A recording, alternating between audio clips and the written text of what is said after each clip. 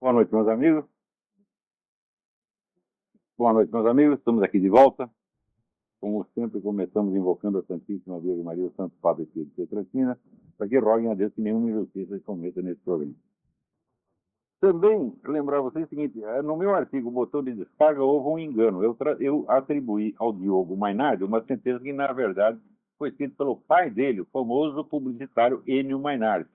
Claro que isso não afeta o conteúdo do artigo, porque eu estava dando aquilo como amostra de uma coisa que é, vamos dizer, acreditada por uma boa parte da sociedade brasileira. Isso é que o problema chama-se Dilma Rousseff. Né? Quando a Dilma Rousseff é o menor dos problemas. Né? Agora, aqui esses dias, o senhor Breno Altman nos deu aqui uma surpresa. Eu vou até ler aqui para vocês umas notinhas que eu estou tomando. Eu leio até no vídeo, depois eu tenho que explicar o resto no improviso. O senhor Breno Altman, do Opera Mundi, vinha discutindo comigo sobre o Foro de São Paulo. Mas, vendo-se encurralado, esgotado o estoque de evasivas e chavões que constitui todo o seu repertório de ideias, decidiu, de repente, mudar de assunto por completo e sair-se com uma diatribe contra a direita em geral, tomando como alvo das suas imprecações uma imagem composta que é, ao mesmo tempo, eu, o Reinaldo Azevedo, Augusto Nunes, o ex-presidente Fernando Henrique Cardoso, o governador Geraldo Alckmin e o ministro Joaquim Barbosa. Você vê que são pessoas que têm uma afinidade extrema, né? uma unanimidade de pensamento também formidável. Sem dúvida, é muito mais fácil fazer isso do que responder ordenadamente aos argumentos de um só indivíduo.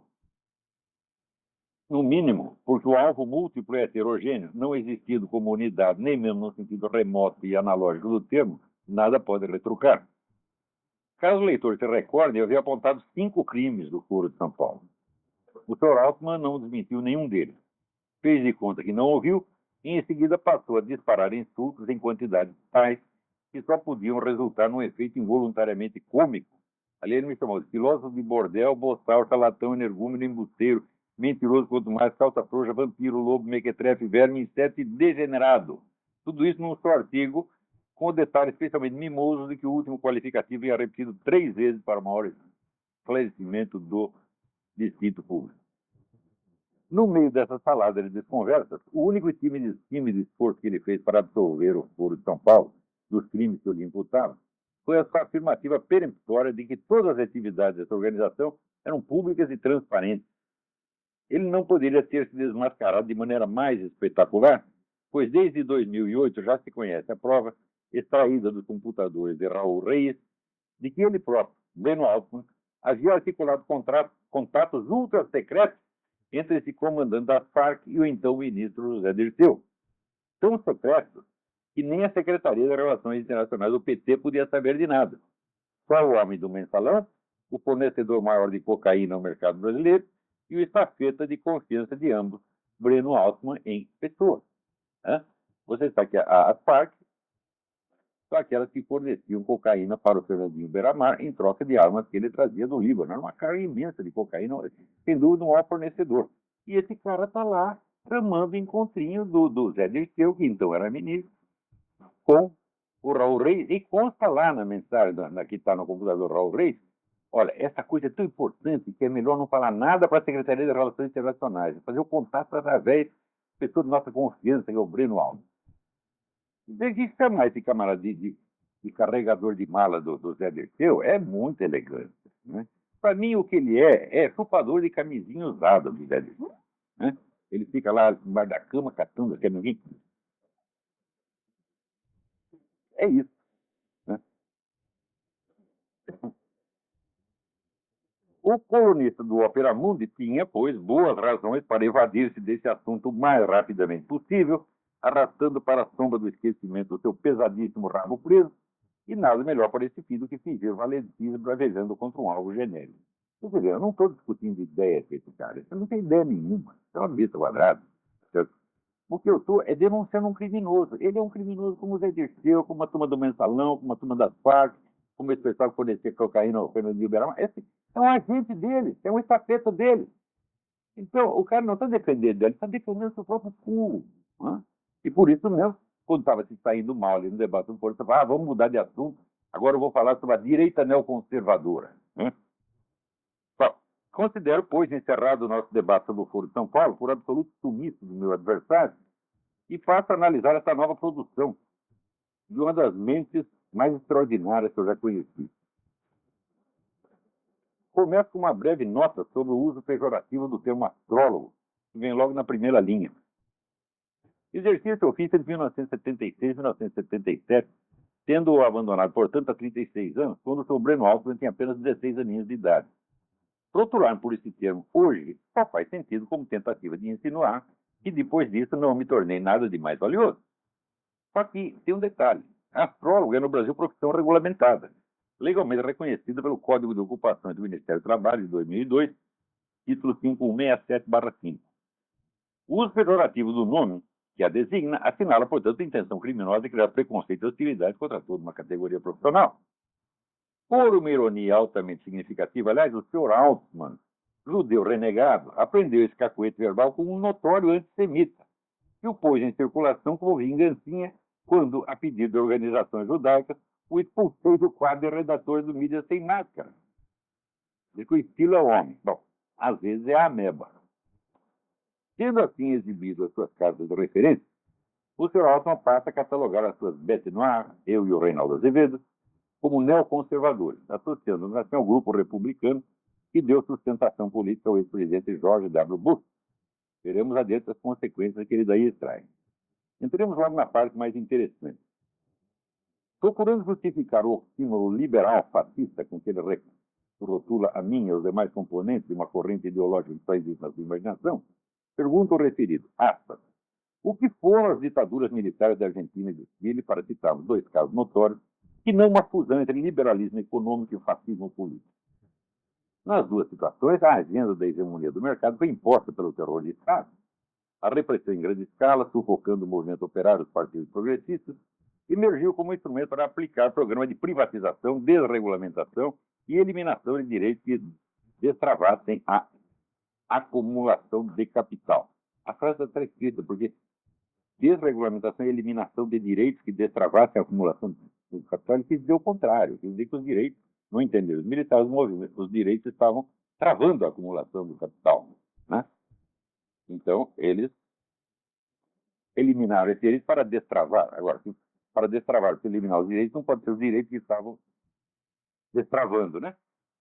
Então, a propósito desse interessantíssimo parágrafo, devo fornecer algumas explicações que, embora elementares, param muito acima da capacidade de compreensão do Sr. Altman, ao qual, obviamente, elas não se dirigem. Estou falando com outras pessoas.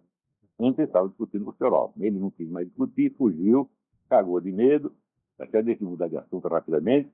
Então, agora estou analisando o texto dele para terceiros, não para ele. Todo conhecimento começa com a percepção de alguma analogia. Analogia é uma mistura de semelhanças e diferenças vistas confusamente como se formasse a unidade de uma coisa, de um fenômeno, de um processo, de uma qualidade. A analogia, uma vez verbalizada, corresponde àquilo que em lógica se chama uma síntese inicial confusa. Dito de outro modo, um símbolo não analisado. A análise descasca as várias camadas de significado embutidas no símbolo, separa alhos de bugalhos e reconstrói a articulação dos elementos numa síntese final distinta.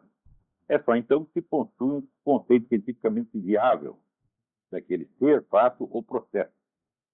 A linguagem da propaganda da demagogia foge da análise como o diabo da cruz e se contenta com a síntese inicial confusa, com o símbolo não analisado, precisamente porque não quer chegar à compreensão de coisa nenhuma, mas apenas produzir, por efeito da confusão mesma, alguma emoção tosca na mente da plateia.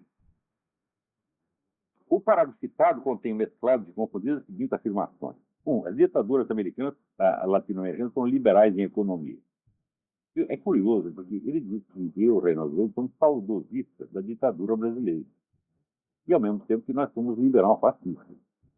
Né? Então, me dá um exemplo de liberal-fascista. Ele diz a ditadura da Argentina e do Chile, que eram liberais em economia e fascistas na política. Já veremos isso. Eu digo, bom, mas se somos saudosistas da ditadura brasileira, devemos ser saudosistas do que ela fez e não do que se fez na Argentina e no Chile, porque a ditadura brasileira não teve nada de liberal na economia, ao contrário. Nenhum governo esquerdista, antes ou depois, criou tantas estatais quanto o nosso governo militar.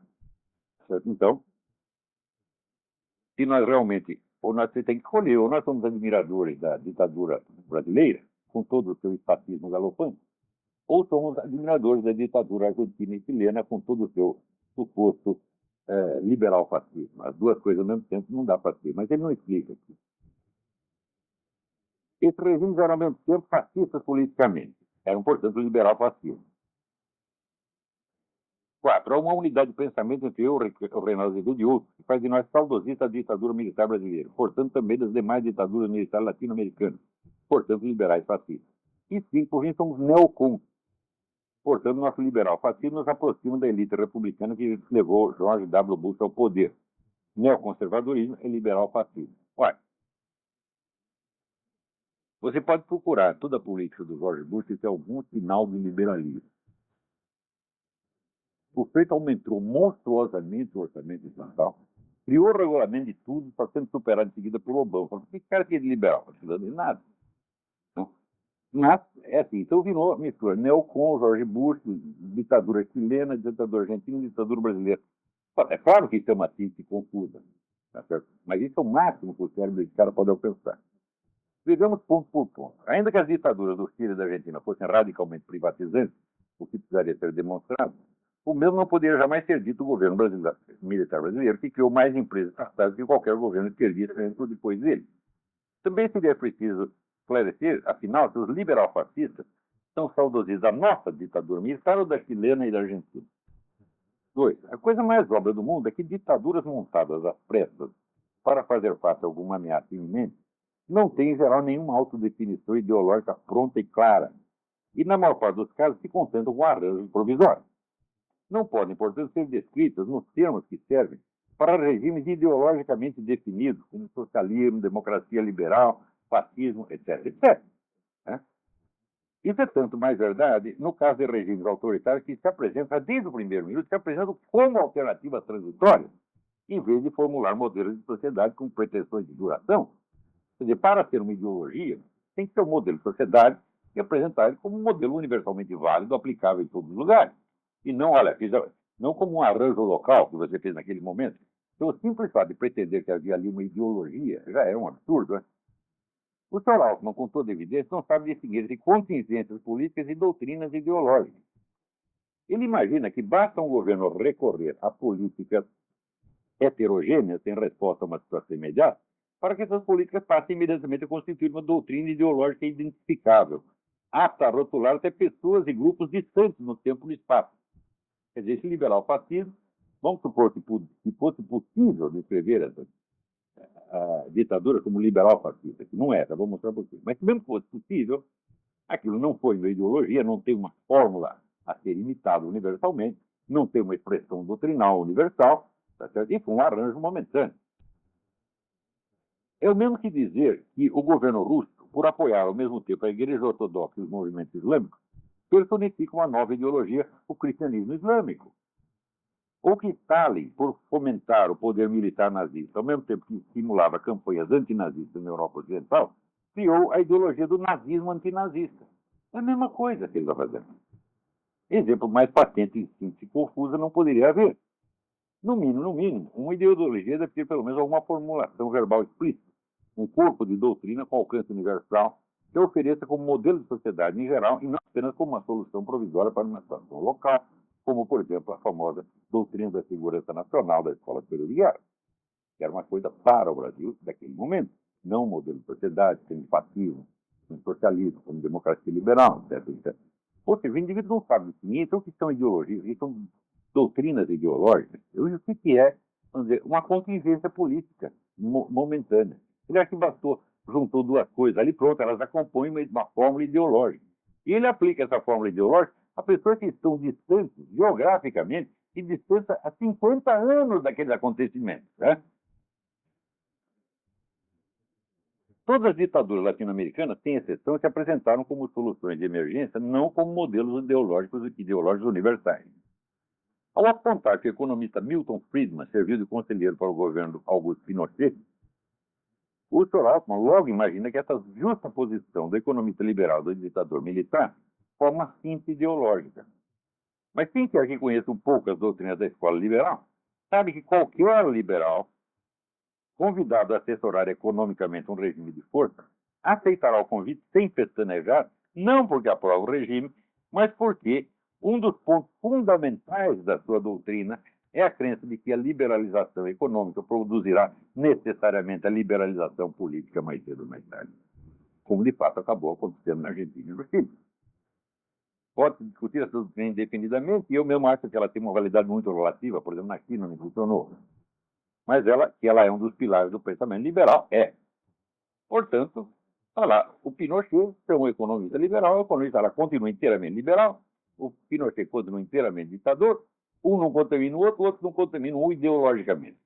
Continua com essas duas ideologias respectivas, sem fusão ideológica, apenas um acordo momentâneo na prática, um acordo oportunista, por assim dizer, e isso não forma ideologia nenhuma. Cadê a teoria do liberal fascismo? Me mostra um livro que tenha, o liberal fascismo oferecido como modelo ideológico para o mundo. Isso não existe.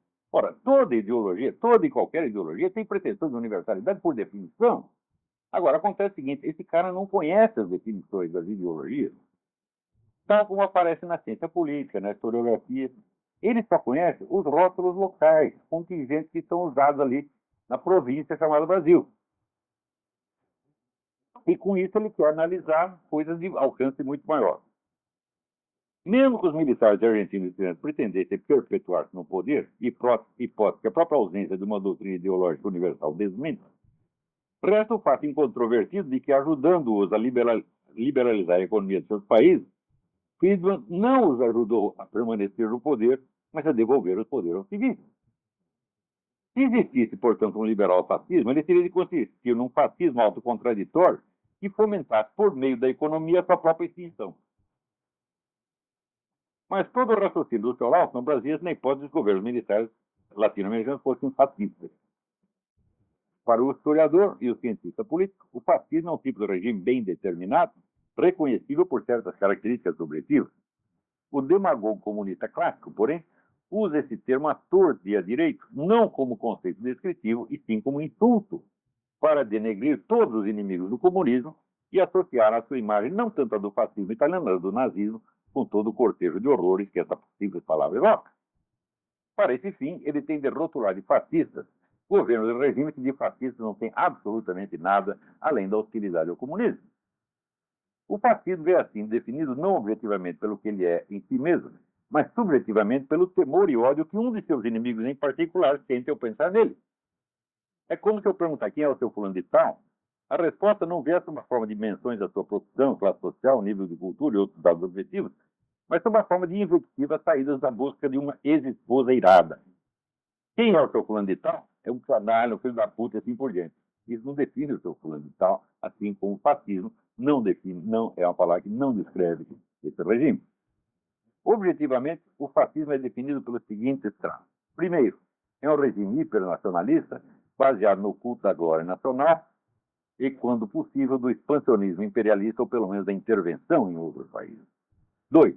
É uma ideologia de massas com vasta militância popular adestrada no fanatismo dos símbolos e slogans e, não raro, militarizada para servir de força auxiliar ao governo. 3. É um regime altamente centralizador e estatista que procura manter não só a economia, mas todos os setores da vida social e todas as classes sociais sob o controle estrito do governo. Como disse Mussolini, tudo fora do Estado, nada fora do Estado, nada contra o Estado. Desses traços, o primeiro e o segundo estão ausentes por completo nas ditaduras militares latino-americanas. Veja, regime hipernacionalista baseado no culto da glória nacional e do expansionismo imperialista. Cadê o imperialismo argentino? Cadê o imperialismo chileno? Invadiram alguma coisa? Não invadiram nada. E ideologia de massas com vasta militância popular. É incrível porque esses regimes foram colocados no poder por movimentos populares. Na Argentina, no Chile e no Brasil também. Só que uma vez no poder, o que eles fizeram? Fortalecer esse governo? Não, dissolveram todos. E criaram uma distância enorme entre o governo e a população. Então, como é que vai conceber um fascismo sem militância popular fascista, sem aqueles slogans, aquelas bandeiras, aquelas vociferações públicas? Não existe isso aí. Tem o culto do Duce, né? Cadê o culto dos ditadores latino-americanos? E, pelo menos no Brasil e na Argentina, eles sucediam de 2 em 2 anos, mudava a cara, tá certo? E justamente para impedir que houvesse qualquer culto da personalidade. Então, todos os elementos do fascismo estão faltando. Estão faltando aquela ditadura militar americana, embora seja um presidente na Venezuela e em Cuba. Né? Na Venezuela, o Hugo Chávez implantou o conceito da guerra total, onde todas as atividades profissionais são consideradas parte integrante da Força Armada. E tem toda aquela militância que está na rua batendo nas pessoas, etc, etc. Também, vamos dizer, a atuação, o expansionismo do regime venezuelano, não precisa dizer, está interferindo em tudo quanto é lugar. E Cuba, então, nem se fala. Cuba interferiu na América Latina, na África, na Ásia, em tudo quanto é lugar. Aliás, até com a ajuda do governo brasileiro, invadiu Angola, matou um monte de gente lá. Então, os traços que definem o fascismo estão todos presentes na Venezuela e em Cuba, e não estão presentes naquelas ditaduras militares americanas. Isso não quer dizer que, ora, se um comunista ouvir isso, ele acha, se ele diz que ele não é fascista, então é porque ele é a favor. Porque na cabeça do comunismo, fascismo não é conceito descritivo, é insulto. Então, se eu nego a validade do insulto, eu devo estar defendendo. Então, essa ditadura poderia ter dito até liberal militarista, ou liberal autoritário, mas liberal fascista não faz sentido. No caso da Argentina e do Chile. Porém, no caso do Brasil, quase faz sentido. Tá certo? Chamá-lo não de liberal fascista, mas de fascista. Por quê? Porque era um governo centralizador. Pelo menos esta característica do fascismo ele tinha. E durante um tempo teve o negócio da pátria grande, essa coisa toda, quer dizer, teve um esboço de ideologia fascista incipiente, né? E teve, vamos dizer, uma boa dose de centralismo e estatismo. Faltou, porque quer dizer, a militância popular, né? E o intervencionismo estrangeiro. Curiosamente, o pessoal da esquerda, ao mesmo tempo que diz que esses regimes são fascistas, portanto, incluindo aí necessariamente a insinuação de que são regimes imperialistas e fascistas, os acusa de ser regimes subservientes aos Estados Unidos. Então, meu Deus do céu, se é vamos dizer, um regime expansionista imperialista, então ele não pode estar a serviço de outro regime. Né? Quer dizer, é uma coisa assim, de que não pensa, que impressiona com as palavras. Essa mesma coisa do liberal fascismo, né? Uma vez um professor da USP, eu esqueci o nome dele. Ele lembra? Rosa, alguma coisa? Rosa. Isso. Disse, liberalismo é fascismo. Daí eu levantei e falei, professor, então só me dê um exemplo de um regime fascista que não fosse centralizador e estatizante.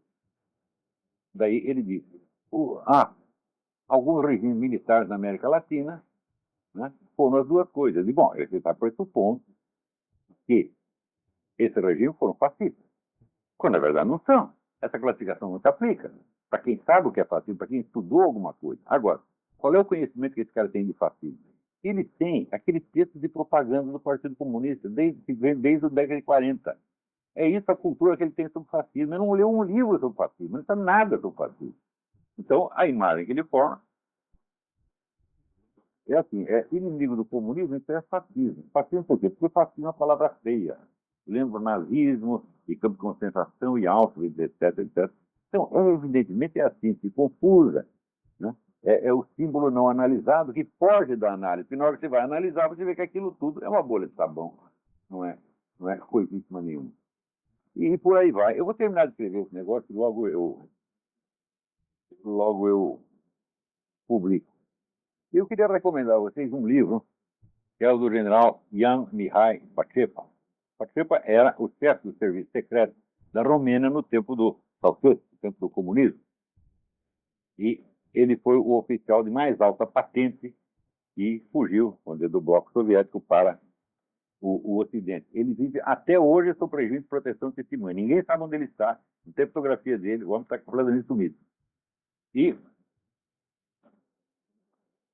publicou esse livro, que se chama Disinformation, onde tem vários episódios de ações da KGB no Ocidente, cada um mais impressionante do outro. Mas um dos mais bonitos foi o depoimento que, na década de 70, um então soldado recém-regressado do Vietnã, chamado John Kerry, fez no Congresso americano, dizendo que ele tinha presenciado os soldados americanos, né, destruírem vilas inteiras de civis, matando mulheres, crianças, velhinhos, etc. Ele escreveu coisas horrorosas, horrorosas. E ali no Mihai Pacheco aparece o seguinte: primeiro, o John Kerry nunca esteve nesses lugares. Segundo, essas coisas não aconteceram, foram inteiramente uma montagem da KGB. Quer dizer, a KGB pegou esse John Kerry, passou tudo aquilo para ele e deve ter pago para o desgraçado aparecer no Congresso. Pois o cara foi candidato a presidente, foi secretário de Estado. Né? Então, tem essa e outras histórias extraordinárias. Uma delas é do filme do Oliver Stone, sobre a morte do Kennedy, que também foi uma história inventada pela KGB e passada para o Oliver Stone. Então, tudo isso aí de primeira mão. O cara diz, bom, como é que você sabe que foi isso? Que fui eu que fiz. Então, não deixe de ler esse livro. Também essa semana aconteceu uma outra coisa incrível. A Oprah Winfrey, né, que é um programa de televisão mais ouvido dos Estados Unidos, apareceu dizendo o seguinte: esse caso do Trayvon Martin, que foi abatido a bala pelo George Zimmerman, pelo instrutor de quarteirão, é um caso similar ao do Emmett Tyrell. Emmett Tyrell era um sujeito, um rapazinho negro. O único delito foi falar com uma mulher branca num lugar onde estava cheio de branco racista. Os caras pegaram e mataram o rapaz.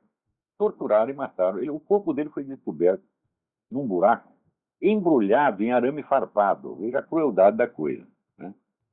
Ela acha que os caras que fizeram isso fizeram a mesma coisa que fez o George Zimmerman, que é reagir ao feito que estava batendo a cabeça dele contra o meio-fio e ia matá-lo.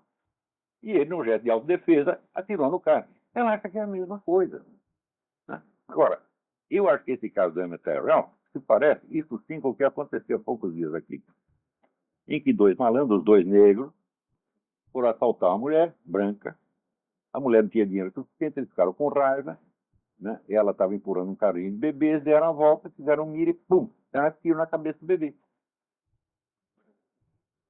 Episódios como esse de agressões de negros contra brancos estão acontecendo aqui a 3x2. Só o Colin Flaherty, que é o repórter do Ordnet dele, já coletou mais de 3 mil desses casos. E quando acontece isso, ninguém diz que é crime de ódio. Outro dia, um negro matou a moça branca com 11 facadas. Né? Quer dizer, é um caso de sadismo, aí sim comparável ao homem. Tá certo? Mas é evidente que o julgamento de proporção agora é determinado inteiramente pela cor. E só que tem uma diferença entre o velho racismo branco e o novo racismo negro. O racismo branco era uma coisa marginal. Só acontecia nos estados mais atrasados, era totalmente reprovado pelo governo, pela grande mídia, pela intelectualidade, etc, etc. E o racismo negro agora é aprovado e incentivado por toda essa gente. Quando o Obama diz, o Trayvon Martin poderia ser meu filho, eu digo, bom, esses dois que mataram o bebê também podiam ser também, é mais ou menos a mesma idade. Né? E também tem o caso daquele Roderick Scott, que era um negão desta largura, parecia o Schwarzenegger, né? E viu lá dois caras mexendo num carro e saiu armado, então, para expulsá-lo. Um deles saiu correndo e o outro veio na direção do Roderick Scott, não chegou a encostar nele, só veio para ir em cima dele com cara de mal. O Roderick Scott deu 2 tiros no cara e matou. O cara era branco. O Roderick Scott foi absolvido porque ele alegou que, eu temi pela minha vida. Você olha o tamanho do negão, eu digo, mas que tamanho era o outro cara? O outro cara era um moleque de 17 anos como Trayvon Martin. Então isso quer dizer o seguinte, que se o agressor é negro, você não tem direito à legítima defesa. Agora, se ele for branco e você for negro, você pode atirar nele à distância, mesmo ele tendo metade do seu tamanho, metade do seu peso, você diz que ficou aterrorizado, ele ia me bater, eu atirei nele. E você é absolvido. É isso que está institucionalizado nos Estados Unidos no momento. Graças ao seu Obama. Tudo isso foi planejado, foi desejado pelo Obama desde muito tempo. Né? Agora, no caso, o Obama está havendo algum progresso. Por quê? finalmente, tem alguns deputados e senadores que estão se interessando pela questão dos documentos do Obama, que se arrasta aí há 6 anos. Que é a coisa mais óbvia do mundo, que os documentos do cara são falsos. Né? Aquela certidão de nascimento foi examinada por um especialista, um técnico, que é o mesmo sujeito que trabalhou em vários casos para o escritório de advocacia que defende o Obama. Então, quer dizer, a idoneidade do cara não pode ser contestada, até por quem já usou o seu serviço com sucesso muitas vezes. E o cara disse, esse aqui é o documento mais obviamente falso que eu vi na minha vida. A mesma coisa quanto aquele alistamento militar, né? E o sujeito assinou em 1980 um documento que só seria impresso em 2008. Ele assinou no ar, depois os caras imprimiram e o papel veio, juntou com aquela assinatura abstrata e ficou. E outra coisa, hoje apareceu mais uma coisa, a Orly Tate, que não tem nada a ver com essa investigação, ela vai por outro lado. Esses camaradas estão, a turma do Arpaio está tentando um processo crime contra o Obama e ela está atuando na esfera civil. E ela arrumou documentos suficientes que provam que o Obama, quando estudou no Occidental College, estava lá como cidadão indonésio desfrutando de bolsa para estudantes estrangeiros. A história do cara é totalmente furada. É feita uma fraude do começo até o fim. Mas, você vê, a pessoa acredita que a mídia é um dos instrumentos fundamentais da democracia. Eles são erro. Ela é da democracia como é da ditadura, meu filho. Depende da orientação dela. Se você cria uma uniformidade de mídia, pronto, acabou a democracia, que é exatamente o que acontece no Brasil. Essa uniformidade, nos últimos anos ou meses, está se desfazendo. Você vê que agora aparecem alguns colunistas um pouco menos esquerdistas aqui e ali. O que é suficiente, ser um pouco menos esquerdista é suficiente para aparecer um Breno Altman e dizer que você é de extrema-direita. Né? Se o cara de perguntar ao Breno Altman, então o que é a direita normal, no seu entender? Porque para ele até o Zé Serra é extrema-direita. Então eu falei, que espaço sobra para a direita, né? Então, a mídia se tornou a grande inimiga da democracia. Nos Estados Unidos, isso aconteceu graças à centralização do poder da mídia, que hoje está na mão de 6 empresas apenas. E no Brasil sempre foi centralizado. A mídia sempre foi centralizada durante muito tempo. Dependeu de propaganda do governo, de maneira que não importa quem está no poder, a mídia vai puxar o saco do governante. Né? Também apareceu essa semana, você lembra da Operação Fast and Furious? Que é aquele negócio de que o governo americano entregava umas armas para um traficante, desde que ele delatasse outros traficantes, e que isso terminou desembocando na morte de um agente policial americano e de vários mexicanos. O Holder, ministro da Justiça, disse que não sabia de nada e agora apareceram comunicações secretas entre ele e o México. Quer dizer, não só ele sabia de tudo, como ele foi o cara que tramou tudo. Então, isso aqui, bicho, está virando, né? Os Estados Unidos estão se brasilianizando com uma rapidez impressionante. Para mim, tudo isso é muito fácil de entender, porque eu tenho 58 anos de experiência no Brasil. Eu vi tudo ali, sei como é que essas coisas funcionam. Mas os americanos aqui, o cérebro deles leva muito tempo para se adaptar e acreditar que essas coisas estão acontecendo, de tão baixas e porcas que são. Falar em baixo e pouco, vocês viram o seguinte, durante todas essas manifestações públicas, cada coisa que acontecia, um sujeito levar uma porrada, alguém queimava um automóvel, né? Imediatamente a gritaria, são terroristas de direita. Mas isso é reação imediata, em geral. Inclusive a grande mídia, que estão acusados de direitistas, endossa essas coisas. Só que quando investigam um pouco, quando aparecem os nomes, é tudo gente, ou do PT, ou dos outros partidos de esquerda, ou funcionário do próprio governo. Isso é invariável. Até apareceu aqui essa semana, quer ver? Onde é que está esse negócio? Aqui. Em pronunciamento nesta terça-feira, o senador Jaime Campos, do DEM de Mato Grosso, demonstrou preocupação com a ação de grupos anarquistas que se infiltram nas manifestações pelo Brasil. O senador citou reportagem da revista Época, que aponta atividade de treinamento no interior do Mato Grosso. Segundo a revista, nas reuniões, jovens aprendem a fazer armas e escolhem bancos de empresas multinacionais que serão alvos de depredação. Ao formular aqui o registro dessa grave denúncia, disse o senador, gostaria de chamar a atenção dos nossos órgãos de inteligência das autoridades diretamente afetadas à ameaça que se anuncia, principalmente do Ministério da Justiça e do Gabinete de Segurança Institucional. Ah, mas aconteceu o próprio governo. Não adianta apelar para o governo uma coisa dessa, quando o próprio governo está fazendo isso, meu Deus do céu. Os caras têm campo de guerrilha, têm contato com as Farc, tem tudo. Faz esses atentados e imediatamente já tem, quer dizer, os militantes infiltrados na imprensa para abrir os megafones e dizer, são terroristas de direita. Mas isso é invariável. Né? Então, bom, o senador está certo denunciar, mas ele está denunciando para a pessoa errada. Isso aí tem que denunciar, em primeiro lugar, para a própria população. A própria população tem que agir.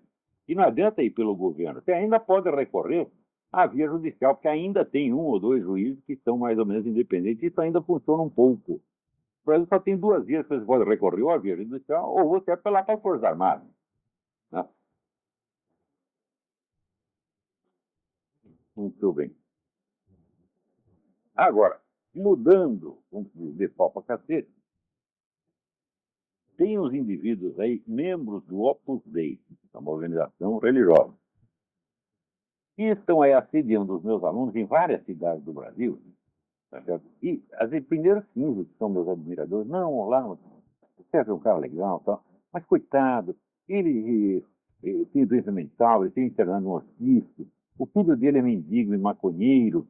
Né? A mulher dele era macumbeira.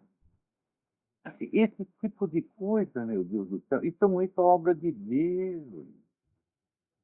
O que quer que eu responda? Quer que eu discuta isso aí polidamente? Né? Mandar tomar no cu. Esse cara tem uma honra, porque já estão tomando faz tempo, tá entendendo? Não param. Então, quer dizer, é uma coisa de uma baixeza que assim, o PT faz isso, não é a turma da esquerda faz isso. A esquerda você ensinou, ele é astrólogo, não sei o quê. Para aí. Né? Fala da minha. Bom, já inventaram uma, né? É curioso, tem certas lendas urbanas que as pessoas inventam e que elas resistem durante anos à demonstração do contrário. Tem aquele seu Jacobson, Mário Augusto Jacobson, uma vez escreveu e que falava dele que é jornalista, mas ele não tem registro profissional, não é reconhecido por nenhum sindicato, etc, etc. Eu peguei e publiquei, olha, estou lá inscrito no Ministério do Trabalho, no profissional, sob o número 8860, sou sócio número 3786 do Sindicato Jornalista de São Paulo há mais de 30 anos. Daqui a pouco reaparece a mesma coisa na boca de uma moça do Jornal do Brasil. De novo, mandei lá os números. Agora reaparece no debate com o Alckmin. Apareceram dois caras lá dentro. Ah, mas esse cara ele se faz de jornalista, mas não é reconhecido. Daí tem que dar o número de novo, de novo, de novo. Essas coisas resistem, né? Quer dizer, por que as pessoas acreditam nisso? Acreditam que quer acreditar, meu Deus do céu. Então, não tem como passar. A gente está discutindo realmente com psicopatas, né? Agora, a esse pessoal do Opus Dei, né, eu vou lembrar umas coisinhas aqui para vocês. Eu até recebi aqui do Henrique Cal alguns trechos do São José Maria de Escrivá. Eu nunca fui membro do Opus Dei, mas sempre fui um admirador de São José Maria de Escrivá. E ele me manda aqui algumas frases muito significativas que vocês deveriam meter nas suas cabeças, se é que ainda tem alguma.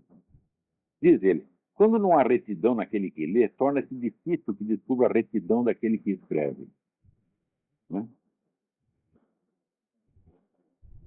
Com uma total falta de galhardia, jogam a pedra e escondem a mão. Esse pessoal que está fazendo isso, eu sei exatamente quem são, sei os nomes de todos. E se continuar mexendo o saco, eu vou dar o nome de todos. Tá? E tenho testemunha e isso não vai parar aí, porque isso aí é um empreendimento, não é um ato de difamação, é um empreendimento sistemático persistente de difamação. Né? Então, a rigor. Alô? Alô, Ravo? Seu André. Seu André. Bem? Alô, não estou ouvindo nada. Olavo? Fale mais alto. Olavo, é o André que tá falando, tá ouvindo? Os volumes estão aqui no mar. Alô? Alô, Fale mais Olavo? alto. É o André, Tudo bem, estou ouvindo agora. André, tudo bem? Olavo, olha só. Eu andei conversando com os companheiros meus, inclusive de Cuba, que são do Foro de São Paulo, e eu gostaria de saber o que é a denúncia, a acusação contra o Foro, que eu não consigo entender o porquê que não pode haver uma associação latino-americana para unir as Américas para o futuro dos próprios latino-americanos. Ah, pode, perfeitamente, pode, perfeitamente. Já vi que você é um puxa-saco deles, mas em todo caso vou te responder. Pode perfeitamente, não há problema algum. O único problema é o seguinte: quando você ajunta partidos legais com organizações criminosas, como por exemplo as Farc, que são o maior fornecedor de cocaína no Brasil, você está fazendo como se a política e a ilegalidade sejam a mesma coisa. Segundo, quando você emite manifestos em defesa dessas organizações criminosas, você está dando respaldo à atividade delas. Você leia a confissão do Fernandinho Beiramar de que ele anualmente trocava, né, armas do Líbano por cocaína das Farc para distribuir no Brasil. Você acha que está certo um ministro, um deputado, entrar em conversações e associações com essa gente para obter vantagens mútuas? Esse é o primeiro ponto. Segundo ponto, há 23 anos, o Foro de São Paulo não só realiza assembleias anuais, mas grupos de trabalho que se reúnem 2 ou 3 ou 4, tá certo? Por mês, em vários lugares do país, transporta essas pessoas, hospedam em hotéis, faz publicações, etc, etc. E ninguém sabe de onde veio o dinheiro para fazer isso, porra. Há 23 anos. Você imagina o tamanho dessa despesa? Quem pagou isso? Só que é dinheiro do narcotráfico.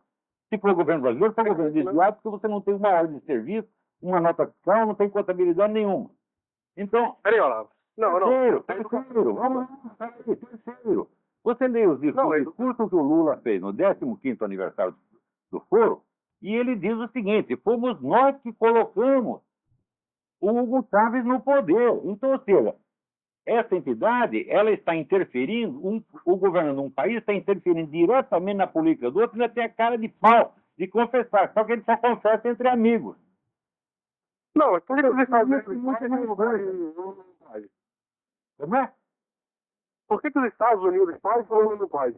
Primeiro, que a educação é o melhor exemplo dos Estados Unidos do Comício de Defesa dos Políticos de Jesus Pérez Cruz, que é um sociólogo cubano, que era meu amigo, que está no livro do Fernando Moraes, está comentando tudo.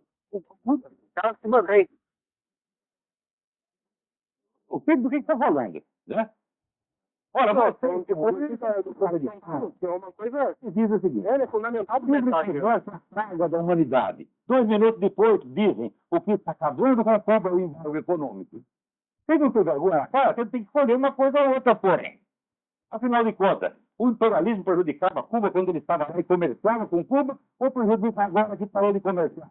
Outra coisa, o embargo impede que americanos ganhem dinheiro em Cuba, mas não impede que enviem dinheiro a Cuba. E todo ano saem centenas de milhões de dólares daqueles exilados cubanos que mandam para os seus parentes que ficaram lá e o governo sai de uma parte. Então isso tudo é uma coisa.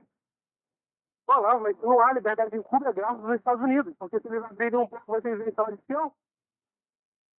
Quer dizer que se abrir o comércio, volta a ter liberdade em Cuba? Mas já estava livre o comércio no tempo do Batista. É claro que não. Sabe essa, meu filho?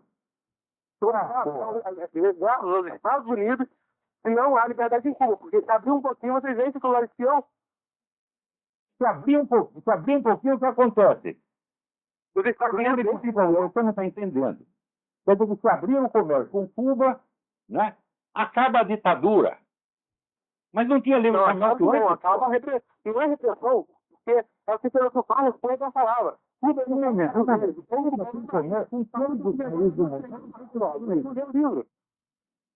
Não, eu não li esse livro de fato, mas eu sei alguma coisa a respeito disso. O sociólogo não sabe nada. Está mentindo. Dizer que o embargo econômico é que causa a ditadura em Cuba, o embargo econômico é posterior à ditadura. Tá? Ele veio por causa da ditadura e a ditadura por causa do embargo. Segundo, o livre comércio existia antes da Revolução e da tomada do poder pelos comunistas. Então você não pode reclamar de a falta de livre comércio que criou a nossa ditadura, por quê? Vocês fizeram a Revolução e a ditadura contra o livre comércio, porra. Não, o Batista colocou uma ditadura sem inventa lá, está tudo documentado. Inventa, compara o Mortici no tempo do Batista com o que veio depois, porra. Não, o Batista não, está documentado. Está documentado, sim. Está documentado que o governo de Guará estava transformando pelo menos 100 mil pessoas. Teve o livro do historiador americano, deixa eu pegar, o livro da coleção grande. Tá contando tudo o que o Batista fazia lá e como que dá pra fazer a revolução. Aquele livro que você citou, aquele livro é o livro do João, já pegou o que eu tô falando aqui? Não é referência. Aquele livro que você citou, aquele outro. Mas tem o Batista. Aquele livro é aquilo que você tá mentindo. Eu tô estudando. Eu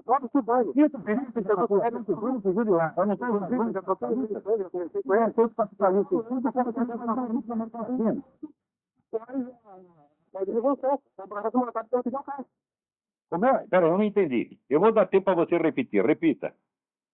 o processo de alfabetização do povo cubano veio através do programa do Fidel Castro. Isso é mentira.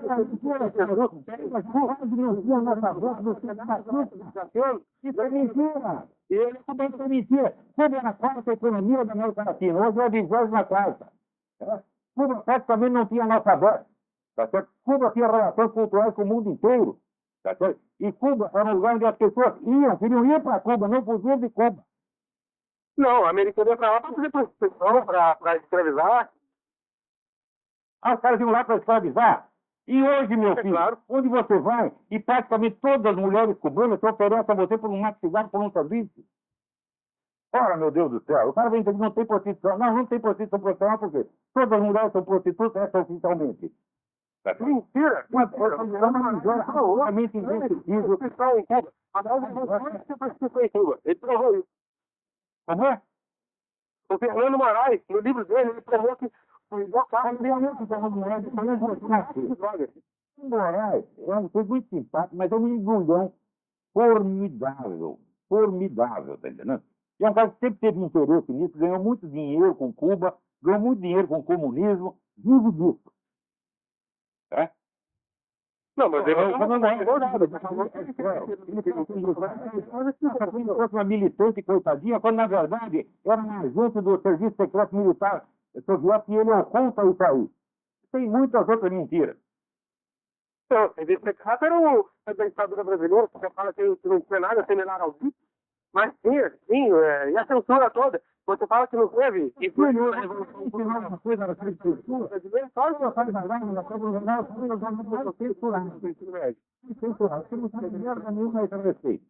Em primeiro lugar, o censor nem mesmo era permitido que entrasse na redação. Ele ficava numa mesinha na portaria. Ele, de vez em quando, cortava uma notícia que era liberada 1 ou 2 semanas depois. Isso era o máximo de censura que tinha. Só havia censura com relação a notícias relativas à guerrilha, que era para não atrapalhar a investigação. Opiniões jamais foram censuradas. Eu estava lá, eu vi. Um amigo meu, dizer que fosse uma delícia, porque eu vivia com o cu na mão ali de que quando se fechava a página para mandar para a oficina, a gente ia para casa pensando, porra, amanhã vão apreender em edição porque eu deixei passar uma coisa que não era para deixar. Era essa angústia todo dia. Mas não tem comparação com o que é Cuba, meu filho. Você tem mais de 30 jornais de esquerda semanários circulando livremente. Ela fala o que quiser em Cuba e estão andando para lá e para cá. Cadê a liberdade? Dionísio, polícia é perseguida pra caralho, você mesmo perseguiu, rapaz, você foi um dos que lá foram jogar tomate nela. E outra coisa, o amigo foi.